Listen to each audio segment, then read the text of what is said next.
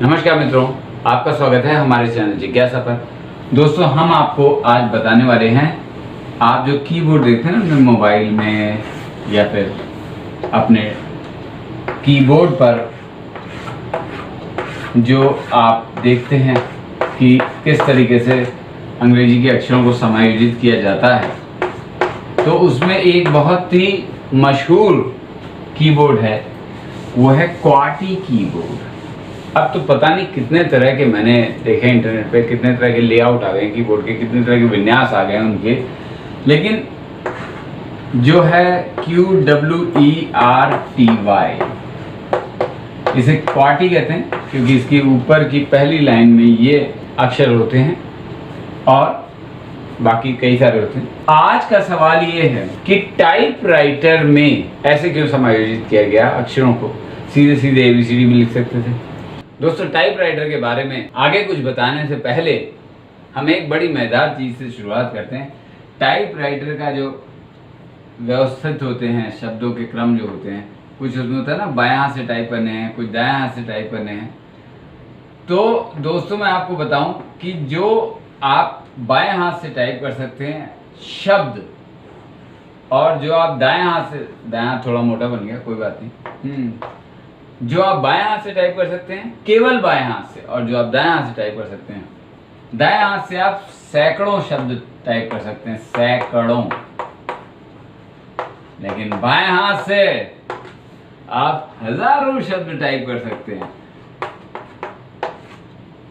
तो ये थी टाइपराइटर के बारे में मजेदार जानकारी। अच्छा, चलिए अब आगे बढ़ते हैं। टाइपराइटर के बारे में आपको हम और चीजें बताने जा रहे हैं, वो भी कम रोचक नहीं है। दोस्तों, इसके लिए काफी पीछे जाना पड़ेगा। चलते हैं 1868। सन 1868 में टाइपराइटर का आविष्कार हुआ। आपको वो टाइपराइटर, जैसे अपनी कचहरी वगैरह या कोर्ट में, भारत की बात कर रहा हूँ विशेष रूप से, कचहरी और आप इन सब जगहों पे जाए तो आपको पुराने वो टाइपराइटर रखे मिल भी जाएंगे आज भी। भले वैसे बहुत पुराने ना हो, लेकिन जिन टाइपराइटर का मैं बात कर रहा हूँ उनसे मिलते जुलते टाइपराइटर आपको वहाँ आज भी रखे दिख जाएंगे। तो कभी आप अपने शहर की कचहरी या कोर्ट से गुजरें, जिसे कोर्ट या कचहरी कहते हैं, तो आप ये टाइपराइटर देखें। इनमें क्या होता है दोस्तों, ये सीढ़ी नुमा होते हैं, ऐसे सीढ़ी नुमा। सीढ़ी नुमा कैसे? इस तरीके से दोस्तों अक्षरों की परतें होती हैं। एक लाइन में ये अक्षर, फिर दूसरी लाइन में दूसरे अक्षर, तीसरी लाइन में तीसरे अक्षर, इस तरीके से, और ऊपर नंबर और बाकी सारी चीज़ होती हैं, और ये एक दूसरे के ऊपर होती है। आपके कंप्यूटर, आप लोग कंप्यूटर के कीबोर्ड से देखते लोग, आप लोग जानकार होंगे उनके, तो आपको इसको देख के ही समझ में आएगा कि आप यहाँ से टाइपराइटर का बटन दबता है और इस जगह पर क्या होता है, एक लीवर उठता है। लीवर के यहाँ पर एक छपा हुआ होता है वो अक्षर जो यहाँ दबता है, तो ऊपर एक रोलर लगा होता है, इसमें पन्ना फंसा दिया जाता है, और जब आप बटन दबाते हैं तो टाइपराइटर का ये रोलर उठ के ऊपर जाके उस पन्ने पे वो चीज़ टाइप कर देता है। मूल तरीका ये था टाइपराइटर का। जो टाइपराइटर का आविष्कार किया, जिन्होंने आविष्कार किया, उनका नाम लिखना भी बहुत ज़रूरी है और लिखना चाहिए भी। उन्होंने कितनी मेहनत करी है ये हमें आज सोचना चाहिए, क्योंकि टाइपराइटर का आविष्कार ही है जो दुनिया भर के आज हम टाइपिंग कर पा रहे हैं। ये सोच कितनी बड़ी थी, कितनी महान थी, और कितने समय तक इसने मानवता की सेवा की, आज भी कर रही है। कंप्यूटर के कीबोर्ड आ गए तो क्या वर्ड है, तो वो टाइपराइटर का संशोधित रूप ही। क्रिस्टोफर लैथम शोल्स, इन्होंने करी। अब एक धारणा ये है कि जैसे कि टाइपराइटर, चलिए मैं फिर से आपके सामने बनाता हूँ छोटे रूप में ताकि आप इसे देख पाएं। यहाँ पर मैंने बताया दोस्तों, लीवर हुआ करते थे इस तरीके से, इनके सिरे पर बटन की, ये समझिए मोहर होती थी धातु की, और नीचे आपका सीढ़ियों के रूप में बटन हुआ करते थे। शुरू में गोल होते थे, बाद में चौकोर भी होने लगे, शुरू में गोल ही होते थे वो बटन। तो इस टाइपराइटर में पहले जब इसका आविष्कार किया गया था तो ABCD ही लगाए गए थे, जैसे होते ABCD से लेकर Z तक जिस क्रम में वो होते हैं अंग्रेजी की वर्णमाला में। लेकिन इसमें गड़बड़ क्या आई?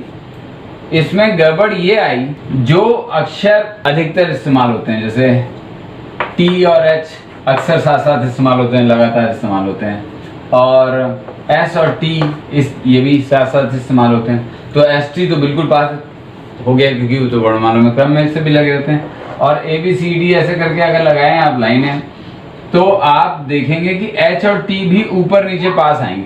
तो क्या होगा कि वो इतनी तेजी से फिर टाइप कर ले जाएंगे कि वो जाके एक दूसरे में उलझ जाते थे। एक उठा, अभी ये नीचे गया नहीं तब तक इसके पास वाला उठ गया, अभी ये अटक जाएगा।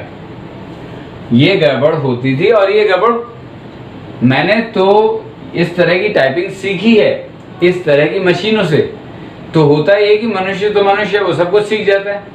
आप अपनी वाली टाइपिंग करने लगते हैं, उसमें भी जो पास अक्षर होते हैं उसमें टाइपराइटर फंसने लगता है।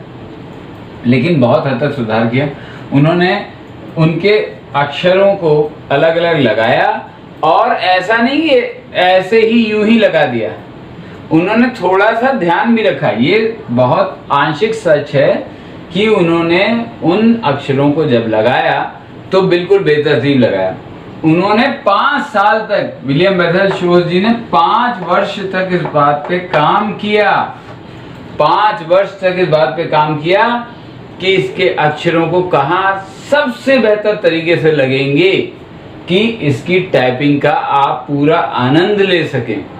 तो गति घटाने के लिए जरूर किया गया था, लेकिन वो समझ गए थे कि मनुष्य उस गति को पकड़ लेगा, और आगे उन्होंने फिर उसको लगातार उसमें सुधार करते रहे, और अंत में 5 साल तक मेहनत करने के बाद उन्होंने एक टाइपराइटर दिया जो आज भी हम इस्तेमाल करते हैं। नमन है क्रिस्टोफर लैथम शोल्स जी को, जिन्होंने इस पर इतना काम किया, टाइपराइटर जैसी कीमती चीज मानवता को दी। तो दोस्तों ये था हमारा आज का विषय कि क्या टाइपराइटर के जो अक्षर होते हैं वो एक लाइन में क्यों नहीं होते। 2 धारणाएं हमने देखी, बताई आपको।